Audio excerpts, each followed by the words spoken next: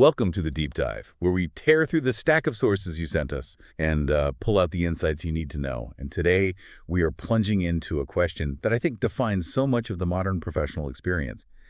How do you lead when you don't actually have the title? It's such a critical question. And it's Yeah. it's really more than just a management question. It's what our sources are calling a quiet crisis. I mean, think about it. We live in this era of just abundant talent, incredible amounts of information, impressive credentials, Right. and yet across almost every industry, meaningful impact and institutional trust just feel incredibly rare. We have all the pieces, but the machine is stuck. Sure. The problem isn't a shortage of people who are capable of leadership. Yeah. It's a profound misunderstanding of what leadership actually is. Yeah. And that misunderstanding, it feeds into what the sources call the quiet crisis of waiting. And that waiting is just lethal to an organization. Most capable professionals, regardless of their field, they're trained to wait for the promotion, wait for the budget, wait for that official sign-off. Yeah. Wait until it's my job. Exactly. Wait until the responsibility is formally matched by the role. And this inertia, it just means capable people are sitting on their hands. And that leads to disengaged teams, exhausted institutions, all of them just struggling to adapt. And the cost is staggering. I mean, every single day we wait for permission, an opportunity for ethical action, for process improvement, or for innovation is just lost. Systems decay, not because of bad people, but because good people are waiting for the right title to tell them to act. Okay, let's unpack this. Our mission today is to redefine leadership, to shift it entirely away from, position, visibility, and control, and move it towards influence, responsibility, and stewardship. We're exploring this whole concept of impact-first leadership, a mandate to stop waiting and start acting with the influence you already possess. And that takes us right to the foundational obstacle, what the sources are calling the myth of the title. The conventional belief is pretty simple. You have to be given authority, a title, a position, before you can actually lead. And that's so limiting. It's profoundly limiting because it teaches people to consistently underestimate the influence they already have over their teams, their peers, their vendors, even their family. That misconception is so deeply ingrained, right? We think, well, if I don't have the VP title or the corner office, my input is just advisory. But when we delay leadership until authority is formally granted, we miss that whole window of opportunity. The real untapped resource in almost every organization, it's not technology or capital. It's the reluctance of smart, capable people to lead without that official stamp of approval. Which creates a vicious cycle. Conventional wisdom suggests that influence flows downwards, following the org chart. But leadership reality, it proves the opposite. Influence precedes authority. Right. Real, enduring influence is earned when someone acts with integrity, with clarity, with courage, especially in those moments when that action is inconvenient or risky or it's going to be unrecognized. I think the sources frame it perfectly. They suggest the most decisive leadership moment of your career isn't the day you shake hands on a new promotion. It's the moment you choose to act, to solve a problem, to advocate for a marginalized peer, to raise an ethical concern without waiting for formal permission. It's in the quiet spaces, the most consequential work. It almost always happens far from the spotlight.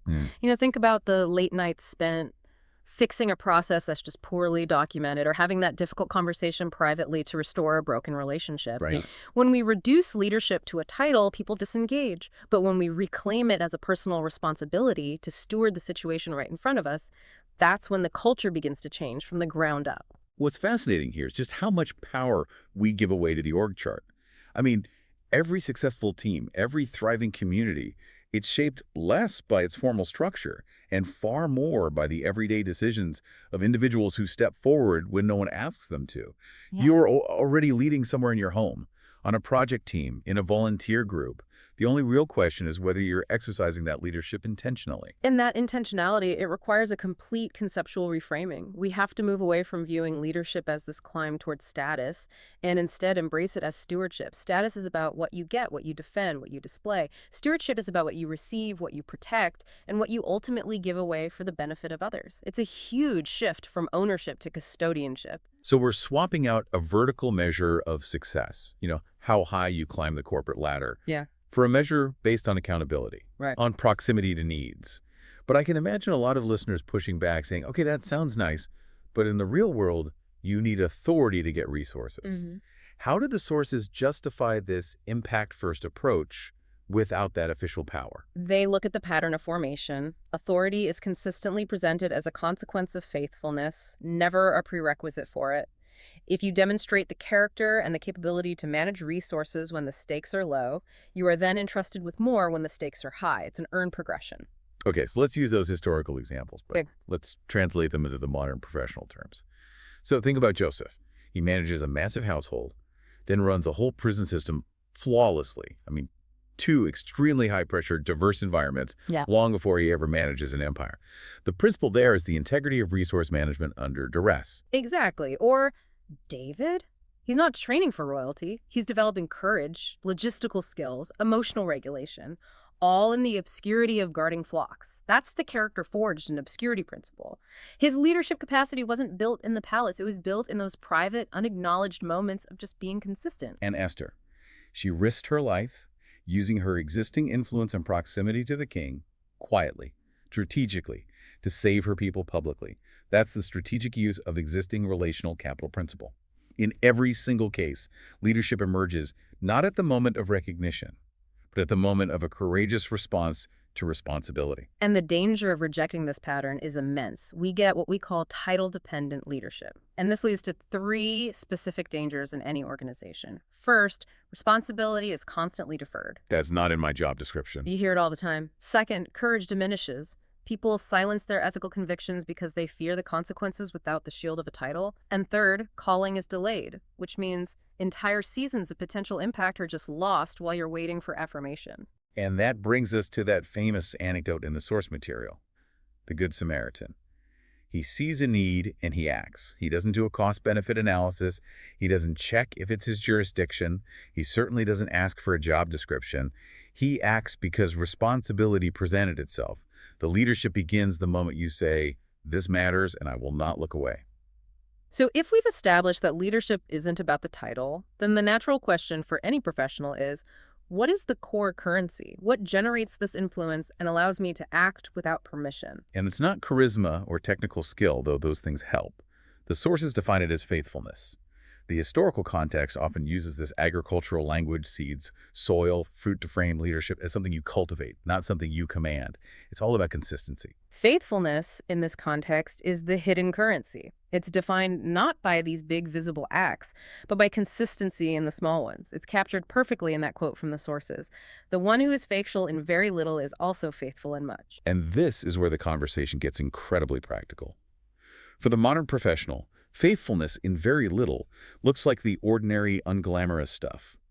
Consistently meeting minor deadlines, communicating clearly in the daily stand-up, giving thorough credit to a teammate. Choosing integrity when a tiny compromise would get you ahead faster. Yes, or teaching the junior person even when you're completely overwhelmed. It's the consistency of that internal work that lays the foundation, and this is really the necessary preamble to the next concept. Here's where it gets really interesting. Leadership is so often romanticized, especially in the media, as confidence. You know, the person who walks into the boardroom, delivers a flawless presentation, and just takes charge. We think we need to feel confident before we can lead.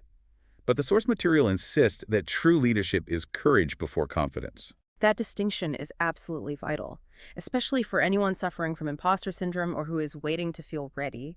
Courage is the decision to act in spite of the fear, the ambiguity, the doubt you feel. It is not the absence of fear. Think of Moses at the burning bush. He didn't respond with confidence. He responded with a laundry list of objections. Who am I? What if they don't believe me? I'm slow of speech. He had every reason to feel unprepared, and yet he acted anyway. So we don't wait to feel ready or fearless. We act out of commitment. And readiness, the sources suggest, is the byproduct of faithfulness in action. And that reliance on character, it links right back to inner formation. Integrity isn't flawlessness. We all make mistakes. It's wholeness, congruence. It's the alignment between your inner life, your declared values, and your outer actions. It's why the sources bring up guarding your heart, because everything you do flows from that inner source. And you see the painful contrast when that formation is ignored. Look at figures like Saul. He had the title, he had the function, but his failure to develop character and overcome his own insecurity. It led to self-interest, undermining his entire reign. In sharp contrast, David's character was intentionally forged in obscurity, and that supported a strong, sustainable foundation for the massive public impact that came later. So if character is the platform for leadership and faithfulness is the currency, what's the actual field where this influence operates? It is fundamentally relational, not systemic. Influence is relational. Every single person you interact with is an image bearer, and trust is the indispensable medium through which influence flows. All the policies, procedures, programs, they're all downstream products of trust. If you try to lead by structural leverage alone, by bypassing genuine relational investment, you will inevitably hit resistance. People move systems, systems don't move people. And relational leadership is cultivated in those unseen moments of consistency and care, what we might call presence over just frantic productivity. The sources use the Mary and Martha contrast, which is so relevant today, especially with the pressures of hybrid and remote work. Martha was consumed with necessary tasks, right? The frantic activity of management. Mary chose presence, sitting at Jesus' feet, a focus on formation and attentiveness. And the affirmation wasn't that the tasks were bad, but that relational attentiveness and spiritual formation were the priority. In the modern office, presence over productivity means stepping away from the email queue to genuinely listen, or spending 5 minutes checking in on an emotionally drained teammate, even when your own deadline is looming. That investment of self, that sharing of your life, is what makes influence durable. We see this so vividly in Paul's mentorship strategy, where he talks about sharing not only the message, but their very lives. That roots influence in genuine care and relational fidelity, making it so much stronger than any positional authority. And this relational ethic, it culminates in the most radical reversal of power modeled in the sources. Jesus completely redefined greatness, stating that the greatest among you must be a servant or even a slave of all. It's a revolutionary idea. Authority flows downward through self-giving love. The foot washing example embodies this. It was an act culturally reserved for the lowest servant, yet the leader chose to perform it. So humility, in this context, isn't passivity or shyness. It is intentional, self-aware, sacrificial action that empowers others by removing obstacles. A leader's job is to clear the path. And if we connect this to the bigger picture, all of these principles, they lead to the question of long-term legacy. Enduring impact is measured by legacy, what thrives after you step away, not by your temporary authority or visibility while you hold the title. True impact is always multiplied when leaders release control and intentionally invest in others. That's the ultimate measure of success, isn't it? What continues without your constant oversight? Jesus' strategy was pure empowerment, training the 12, making sure his mission would thrive long after his departure. I mean, that's the ultimate succession plan. And we see this multiplication principle codified further, like in Paul entrusting the message to faithful men who could, in turn, teach others. It's a 4-generation model of knowledge transfer.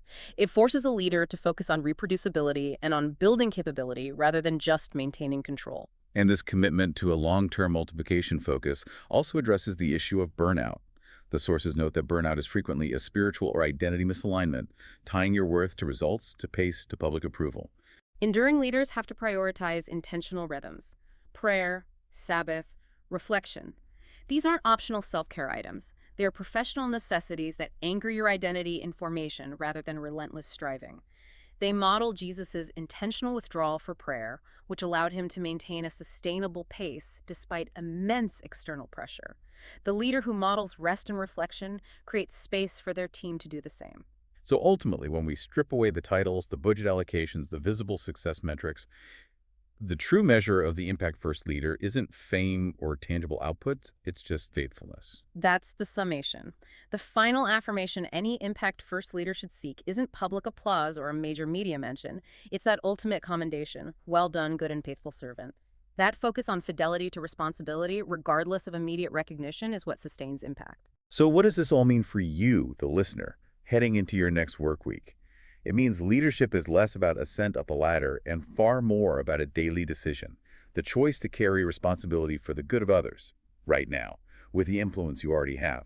It means stopping that costly, quiet crisis of waiting for permission and deciding to act with the resources and character you possess. The invitation is crystal clear. Stop waiting for external affirmation or permission and start leading from conviction. And this posture, it requires immense courage because it means operating outside conventional organizational norms. But it is exactly this kind of proactive, responsible action that shapes and changes institutions. Think about the fundamental contrast between the world's reward system and the pattern we've just explored. The world chases fame and visibility. But the enduring pattern honors faithfulness in the unseen spaces, in the consistency and the obscurity. The professionals who genuinely shape the future are rarely those who wait patiently to be chosen. They are those who choose to be faithful, often quietly, in the spaces others overlook. So the question for you is, are you willing to embrace leadership that may cost you comfort, recognition, or relational ease? Trusting that faithfulness, not fanfare, is the true currency of lasting impact. That's the core challenge of impact first leadership, and it's a decision you can make today.